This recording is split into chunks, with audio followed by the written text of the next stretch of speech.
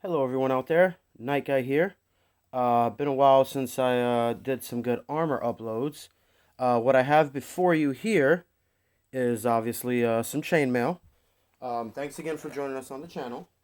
Now, it's been a while since I uploaded some chainmail, review on some chainmail. But here we have two separate pieces. One is a coif, and the other one is a shirt. Now, I'm not the biggest fan of butted chainmail. As you can see, this is butted chainmail here. The links are just pressed together.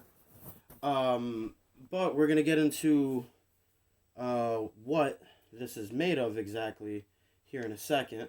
Um, a few years ago, I got into HEMA and LARPing, in general, as far as buying armor and weapons and training equipment and doing research. Um, so at first, I wanted to get some chainmail. I didn't really know enough about chainmail as far as function, what would be considered functional, what's historically accurate.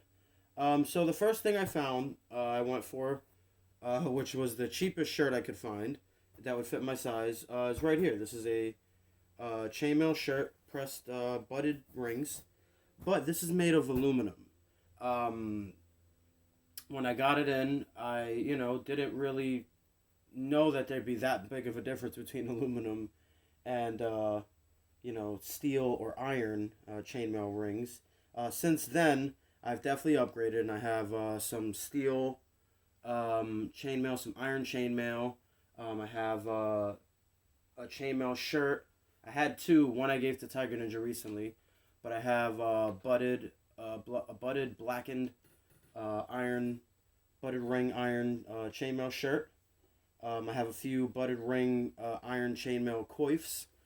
They are plated with the zinc to kind of give it a little bit of a shine. Um, as well as I started doing some research and I realized that historically, riveted chainmail is really the accurate way to go. More specifically, I would say riveted ring chainmail. Anyways, my favorite personally that I have is riveted washer chainmail. I have I have a shirt that's blackened. I have a shirt that's not blackened. I have a riveted washer chainmail shirt that's also stainless steel instead of iron, which is really cool, just for the rust prevention. I also have a few riveted chainmail coifs, um, and I have riveted washer chainmail using washers instead of rings. Um, I've worn that in a few of my videos. Definitely uploaded in some of our armored combat training. Go ahead and check those out.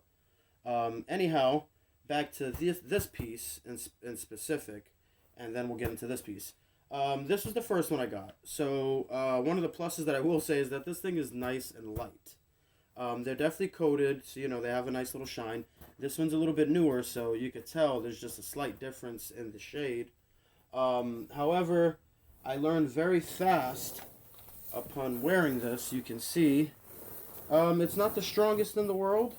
I got a little hole right there. You can see that. Stick my finger through there. I thought it might. I thought it might serve some actual function. See, it kind of ripped apart there.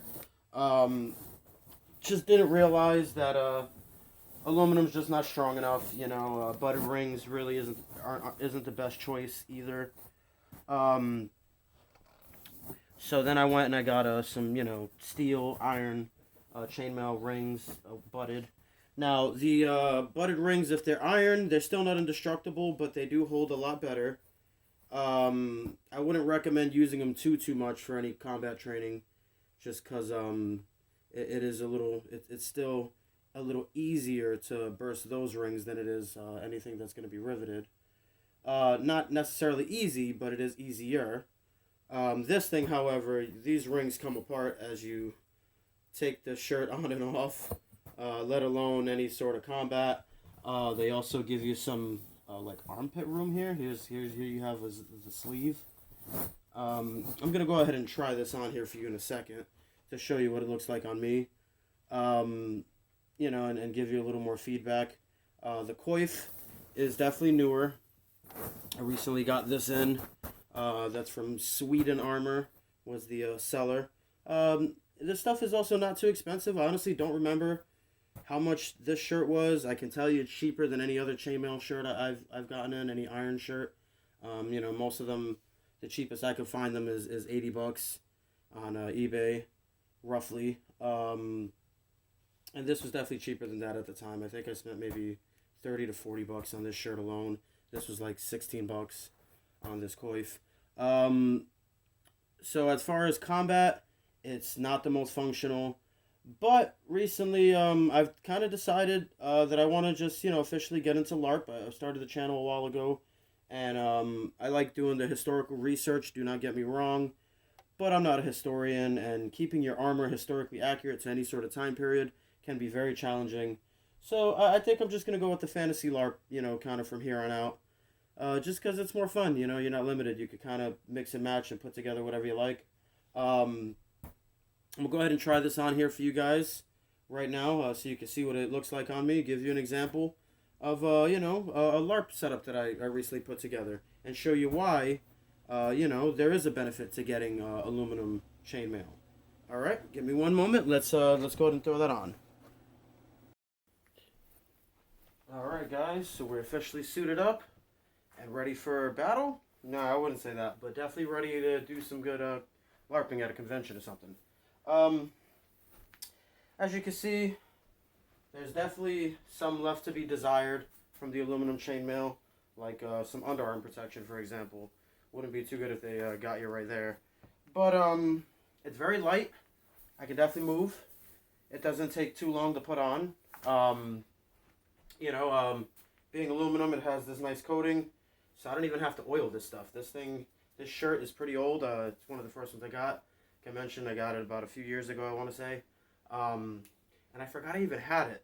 I actually gave it away to my girlfriend. She's into LARPing and cosplaying also. And she just never used it. And since recently we moved, I'm in the apartment here now, going through our stuff, she found it again and actually gave it back to me. And then I thought about it and said, hey, that'd be perfect for the channel. So let me know what you guys think. Let me show you that again. What you guys think of the aluminum chainmail. It's I feel like it falls apart more and more every time I put it on. But I mean, for a costume, I think it'll work just fine. I'm looking to get some, I want to say vests, maybe leather vests, studded leather, yeah. But for LARPing purposes, something that kind of resembles a coat of plates or a brigandine. I think it would look really cool with this. Nice and light. It doesn't make it too hot. I can tell you from wearing, more historically accurate chainmail that's more functional for battle. Let me tell you, that stuff is definitely heavy. This thing smells a little like metal, but not as bad as some of the other chainmail that I have, that I'll wear. That stuff reeks of fish oil sometimes, and whatever they use to stop from the rust. And then you have to deal with the rust as well. By the time you're done, you smell like a dirty, sweaty toolbox. But it is functional. It will protect you in battle, whereas this will not. Anyways, so let me show you one last look. I'm going to continue to wear a setup like this for you guys, while we do more channel-related stuff. So thank you for watching and tuning in.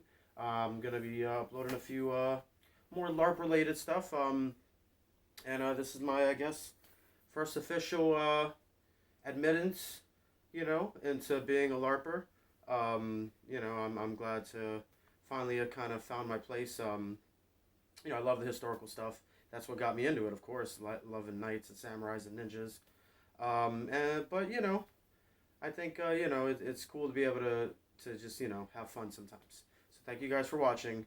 Stay tuned for some more reviews and uploads. Thank you guys.